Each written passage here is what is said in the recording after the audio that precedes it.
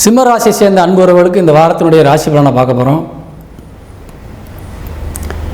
சிம்ம ராசிக்கு அதிபதியாக விளங்கக்கூடிய சூரியன் தன்னுடைய சுயசாரத்தில் வந்து உட்கார்ந்துருக்காரு 27ஆம் தேதி வரைக்கும்.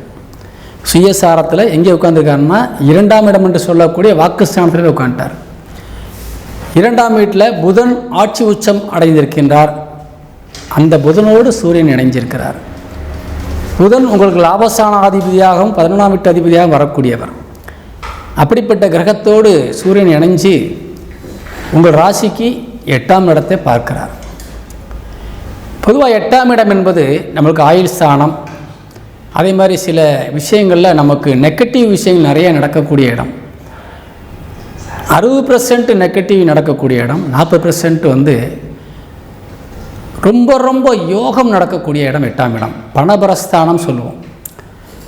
அதாவது உங்களுக்கு வாழ்க்கையில் நீங்கள் 20 வருஷம் நீங்கள் உழைச்சி சம்பாதிச்ச ஒரு பணத்தை நீங்கள் எண்ணி பார்த்தீங்கன்னு சொன்னால் ஒரு குறிப்பிட்ட அமௌண்ட் வரும். அதை ஒரே நாளில் சம்பாதிச்சிங்கன்னா எப்படி இருக்கும்?